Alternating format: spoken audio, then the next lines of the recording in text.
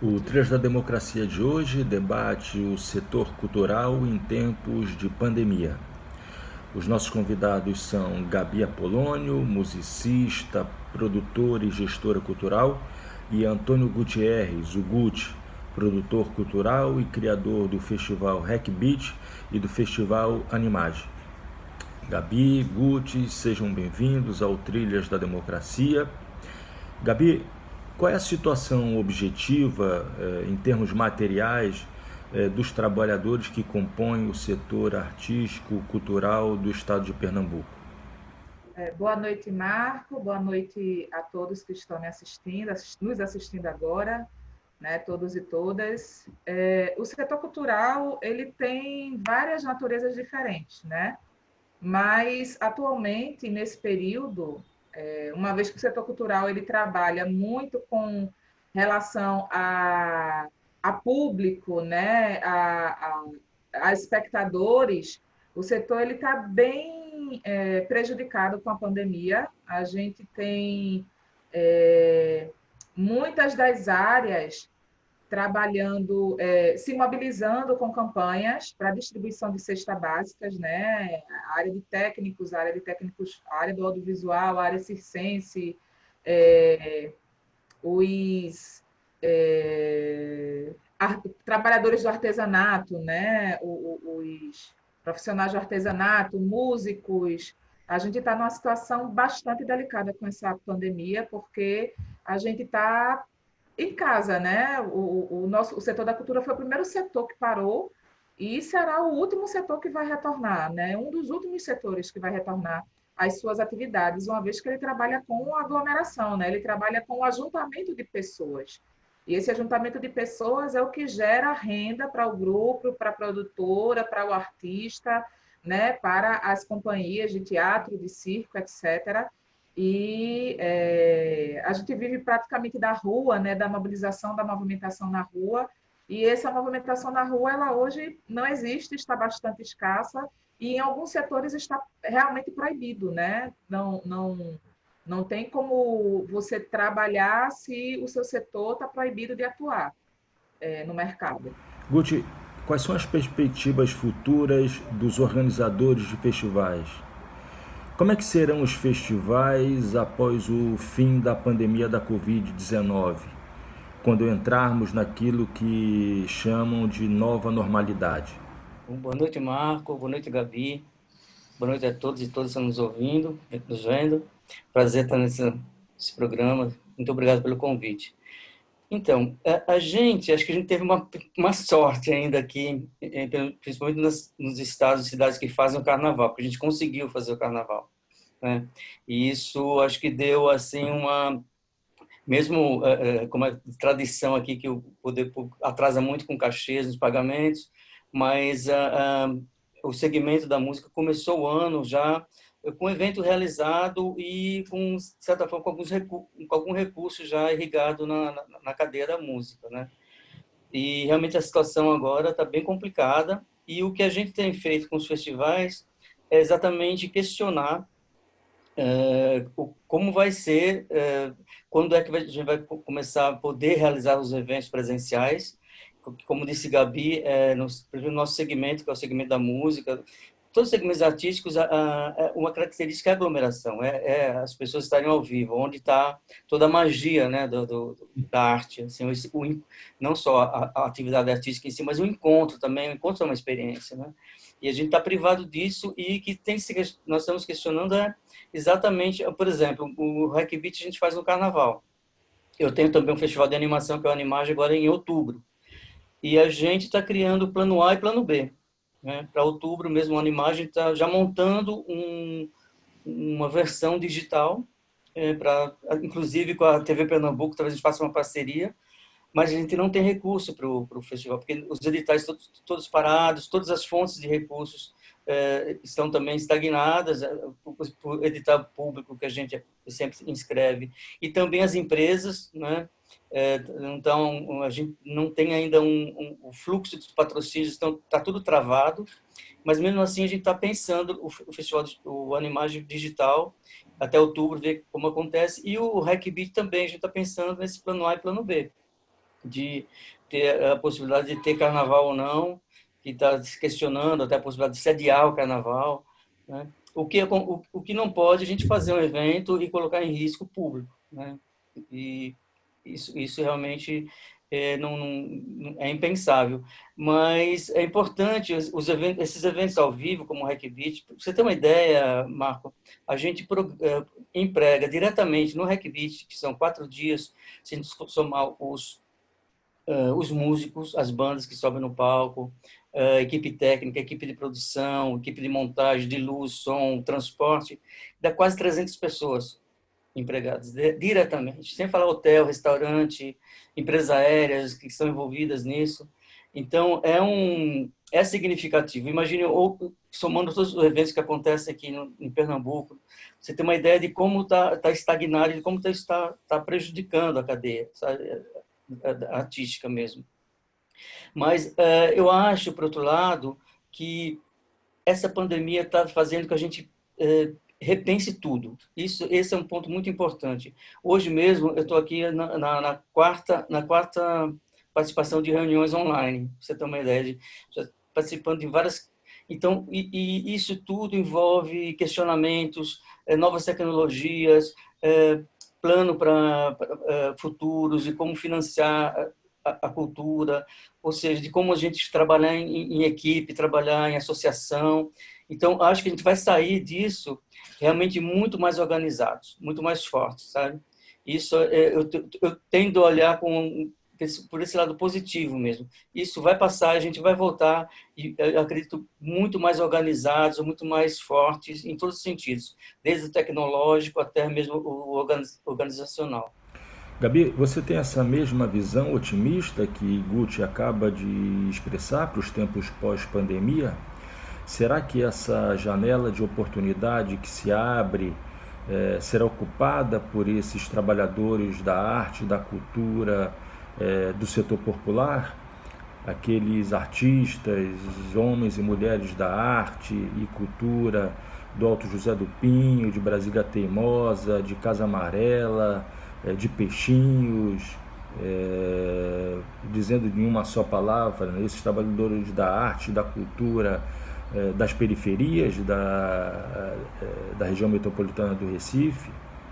Eu não diria que seria uma visão otimista da coisa, né? Mas é uma visão positiva, né? De resultados positivos a partir dessa nossa mobilização. A pandemia, ela trouxe para a gente uma reflexão de que a gente precisa se reinventar mais do que o que a gente já vinha se reinventando ao longo dos tempos, né? Eu vou dar um exemplo assim clássico da música. A gente ainda, por exemplo, a gente ainda está muito preso à produção de CDs, né? Do CD físico em si. A gente grava um trabalho e a gente ainda quer um CD físico. E aí a gente vai nas lojas de eletrônicos, quase não se vende mais CD player, né? Os computadores agora eles vêm já sem o drive do CD, né? E a gente ainda está muito preso a práticas um pouco mais antigas, né? E a gente precisa, sim, desse processo de reinvenção. A pandemia trouxe essa necessidade urgente da gente se reinventar, né? Uma outra questão que a pandemia trouxe foi justamente essa necessidade urgente que a gente precisa manter a mobilização.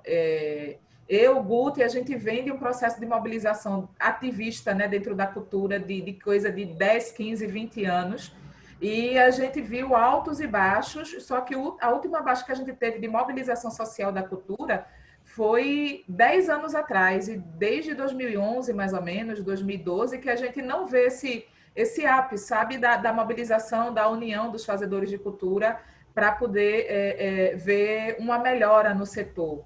A gente se isolou um pouco, cada um nos seus afazeres, e a gente foi tocando cada um a sua vida, fazendo parceria e fortalecendo com uma ou outra pessoa, mas não montando uma rede sólida de colaboração, não montando uma rede sólida para a gente refletir, para a gente projetar, planejar os nossos próximos passos, mesmo sendo coisas independentes, a gente fazer essas ações de maneira fortalecida, buscando parcerias, né? Uma outra questão que a pandemia trouxe foi a consciência de que o próprio governo, o Estado, e quando eu falo Estado, é essa questão da gestão pública, ela precisa investir nos vários setores da sociedade.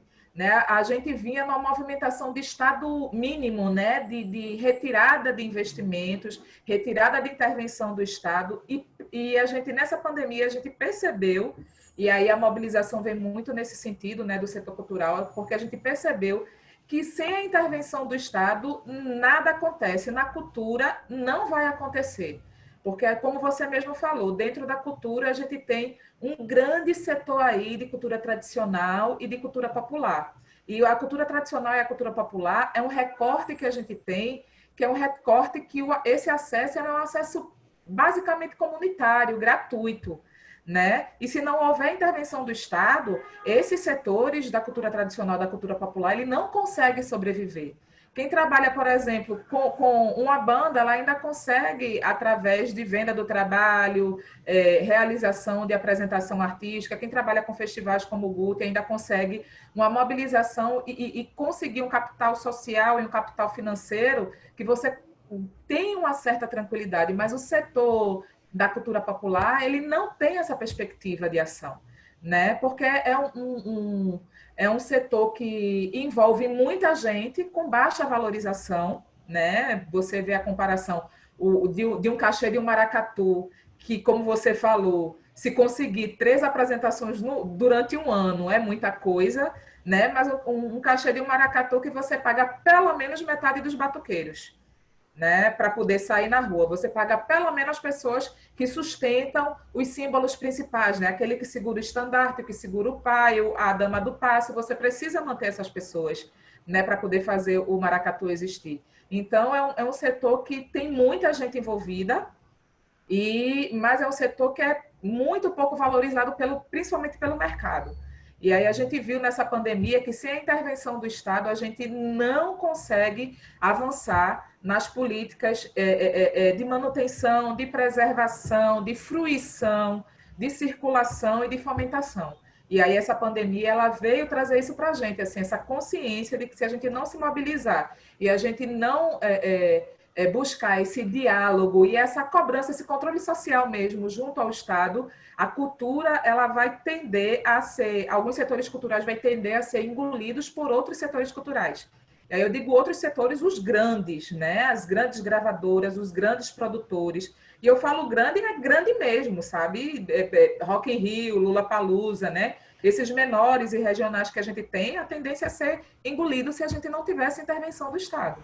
Guti, fazendo uma analogia com o setor turístico que foi atingido, duramente atingido, pela mancha de óleo que se estendeu por todo o litoral do Nordeste e que desde então não consegue se recuperar. As taxas de ocupação da rede hoteleira, dos restaurantes, né, foi fortemente afetada e não se recupera, né? Não conseguiu se recuperar porque emendou com o início da pandemia. O setor artístico cultural conseguirá resistir a todo um ciclo que se inicia no pós-carnaval, passando pela ausência do São João, pelo cancelamento do São João, pelo cancelamento do Festival de Inverno, podendo chegar até mesmo ao cancelamento do próximo carnaval. O setor artístico-cultural conseguirá resistir a todo esse ciclo de sucessivos cancelamentos? Não, esses cancelamentos têm um impacto terrível, assim, não só sobre o artista, mas você vê Garanhuns, o Festival de Inverno alimenta lá toda uma economia hoteleira, restaurantes, não é só o palco ali, sabe? E o Carnaval também é um fluxo turístico que alimenta várias cadeias. E uma coisa que a gente nota também, que eu estou cansado, com mais de quase 30 anos de ativismo na cultura, é que o poder público, os gestores, eles têm um discurso relacionado a turismo e cultura muito superficial e não se dão conta que a gente tem um patrimônio o turismo e a cultura é um patrimônio, acho que maior que o petróleo, maior que agronegócio, sabe? Porque quem viaja, tem a oportunidade de viajar para outros países, vê uma cidade turística, como eles ganham dinheiro, como circula recursos ali.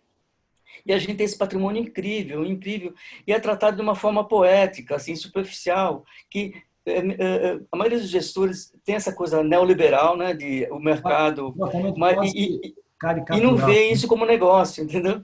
Um tratamento quase caricatural, né? Do Exato, e é exótico. muito comum, assim, também, quando você chega em época de campanha política, eu observo muito isso, é incrível, como os candidatos falam da cultura, falam do turismo, é sempre chavões, coisa superficial, que, sem o entendimento que isso é negócio, é business, sabe? Então, tudo bem se o cara não tem muito apego à arte, à música, mas que ele tenha um entendimento que isso é economia, isso aí é distribuição de renda, isso aí você reduz o abismo social através desses segmentos, né? Então, é muito comum, o candidato chega numa campanha e chama os agentes culturais, eu gostaria de ouvir vocês para fazer uma plataforma. Eu costumo, ultimamente, eu estou invertendo a pergunta. Eu falo, bom, você que é o candidato, então fale você o que você acha de cultura, o que você acha de turismo. Para mim, quero saber o que você pensa, sabe? Se você está ali, então você tem que ter uma proposta. Então, essa coisa de ouvir sem ouvir, sabe? Então, mas eu acho que a gente, exatamente como o Gabi disse, essa articulação que está acontecendo, acho que vai colocar em xeque essa postura de gestores também, sabe? Tem esse entendimento, o impacto da pandemia nesse segmento cultural, artístico e turístico, está revelando a potência, o potencial disso econômico, sabe? Que fica muito no discurso e a gente deixa de explorar, a gente não explora nem 10%, sabe? Mesmo fora da pandemia, é muito pouco que se faz. Eu acho que a gente tem que, nesse momento, exatamente levar propostas, levar um novo questionamento da cultura, do turismo, dos segmentos, para que a gente consiga reestruturar todo esse pensamento, sabe? E que saímos dessa com projetos estruturantes, sabe? A cultura popular é um absurdo que acontece com a cultura popular, sabe?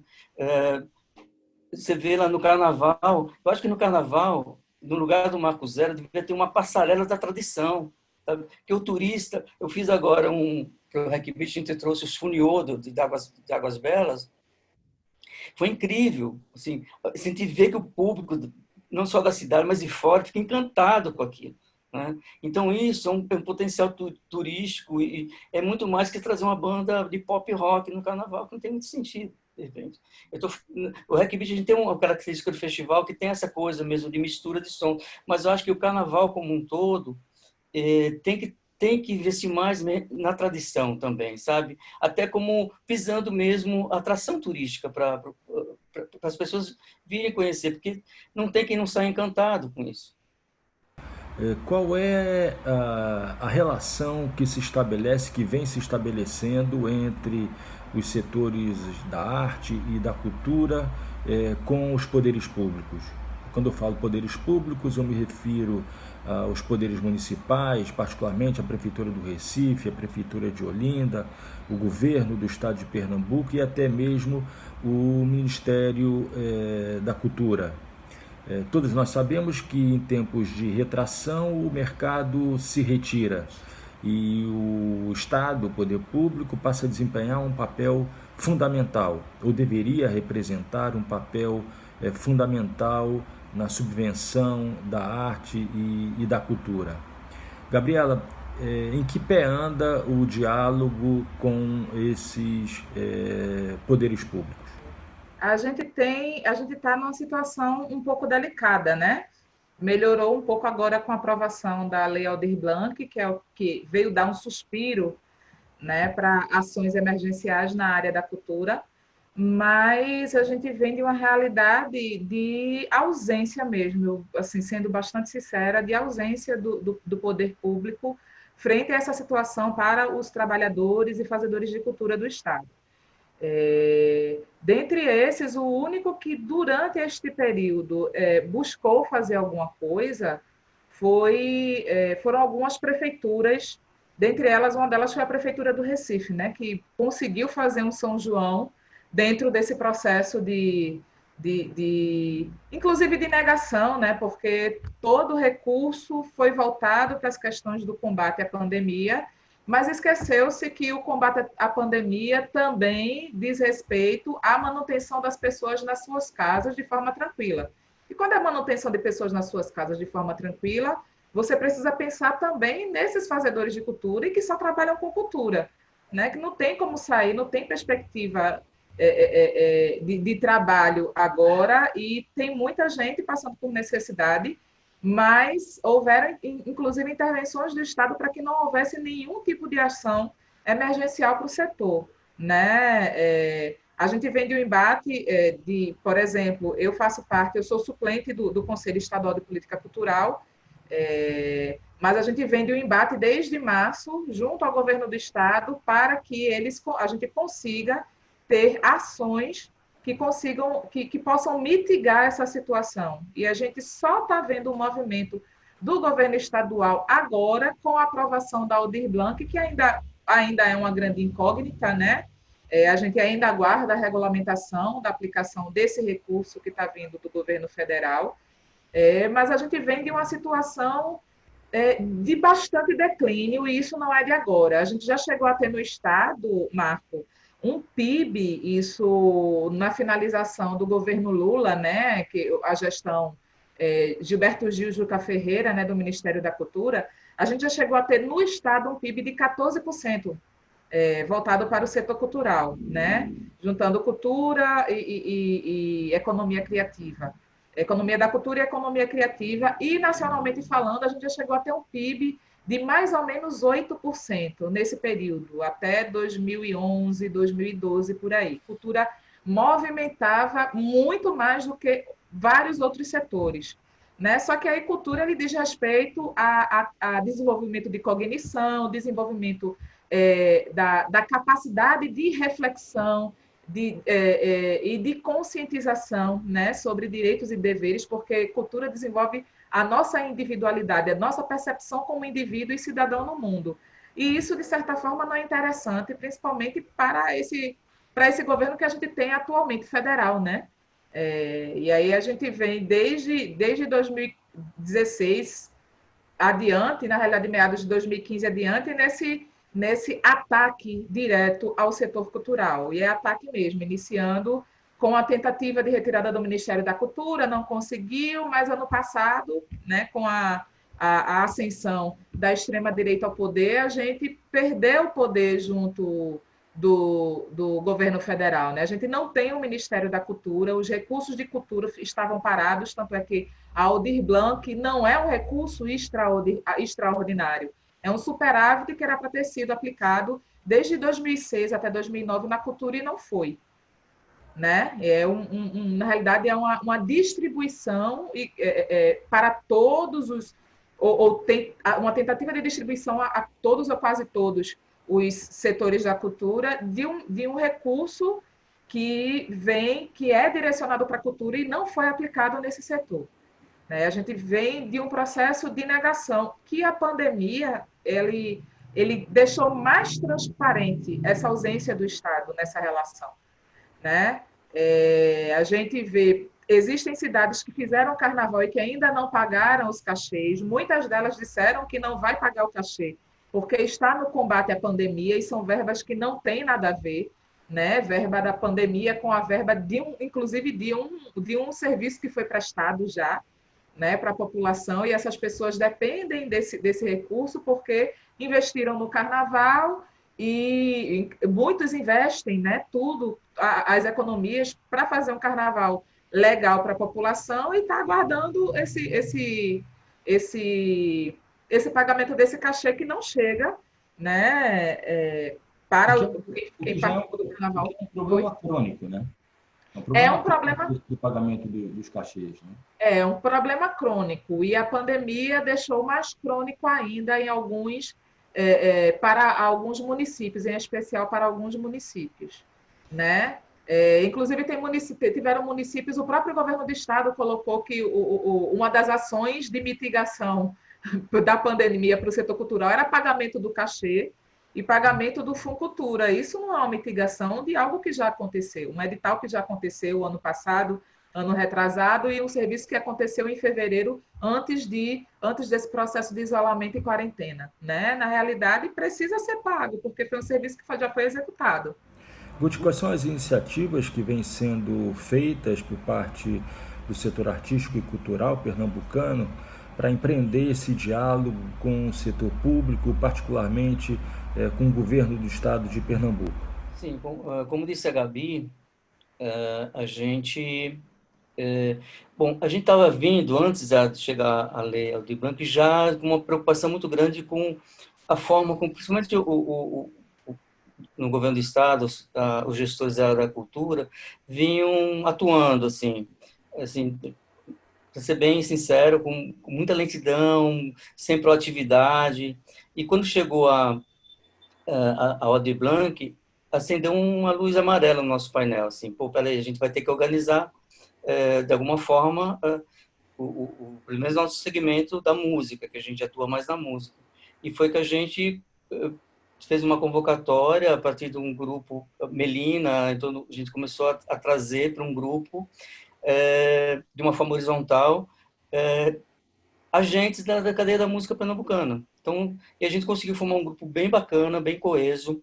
Que hoje reúne cerca de... Hoje que nós temos, acho que umas 120, né, Gabi? Ou 140 pessoas. E tem de tudo, tem desde técnicos, DJs, cultura popular, produtores de festivais, produtores de feiras de música, enfim, músicos, compositores, tem gente também que atua na área jurídica. Enfim, é um grupo bem representativo mesmo. E dentro desse grupo a gente começou exatamente a discutir, tendo como fio condutor a Lei Aldir Blanc, e está sendo várias propostas, várias ideias, várias ações, que eu acho que vem a ser um embrião, talvez, de uma associação, de um grupo institucionalizado que mais vai... orgânico, né? Acho que a ideia, nosso desejo é que se perpetue, que a gente passe a usar essa plataforma que nós estamos construindo para tudo que a gente vai precisar discutir daqui para frente, sabe? Essa questão mesmo de cachê, de atraso que a Gabi falou, isso aí mostra muito descaso, desrespeito, que eu falei lá, a falta de entendimento de como os eventos culturais e o turismo é importante. Então, daí você vê o descaso então você faz um carnaval, você recebe no São João, né? Então eu era empresário de uma banda que fazia evento no carnaval, falei, galera, nosso São João está garantido, porque o cachê do carnaval você entrava no São João. Então, mas é uma coisa crônica e isso tem que ser rompido. Eu acho até que o que falta talvez também na gestão pública eu percebo, eu como produtor de evento, acho que a Gabi também, a gente percebe que os recursos são mal aplicados, sabe? Há um inflacionamento nos custos dos eventos. Por quê? Um dos principais motivos é exatamente esse atraso. Quando você tem um artista que tem lá, vai fazer um show que ele sabe que ele vai receber daí a 6 meses, ele inflaciona aquilo. O fornecedor do palco, ele inflaciona aquilo.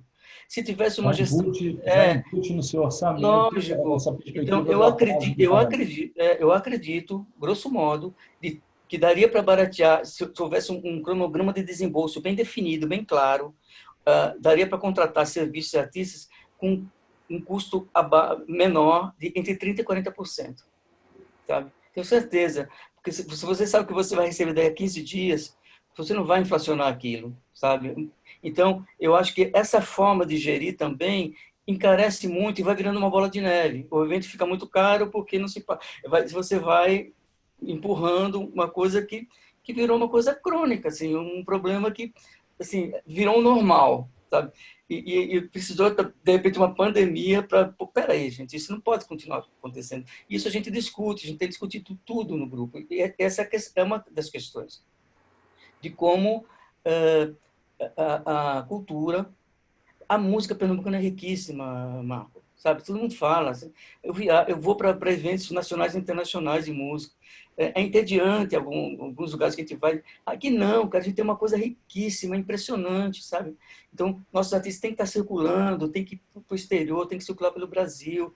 A gente tem aqui uma produção de cinema fortíssima, tem um teatro, tem tudo, sabe? Então, isso não pode mais continuar sendo tratado dessa forma.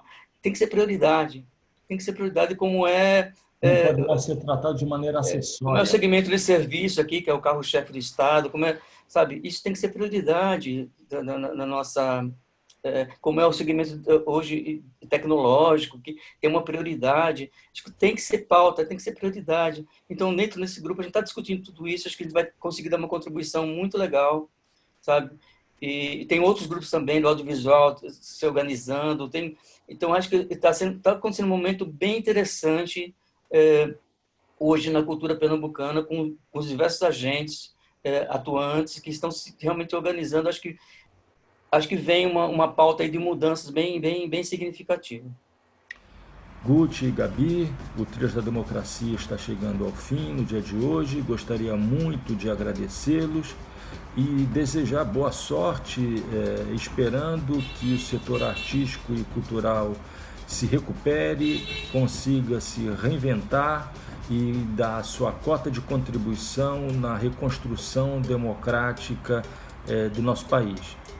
E o Trilhas da Democracia volta na próxima semana. Um grande abraço a todos e a todas.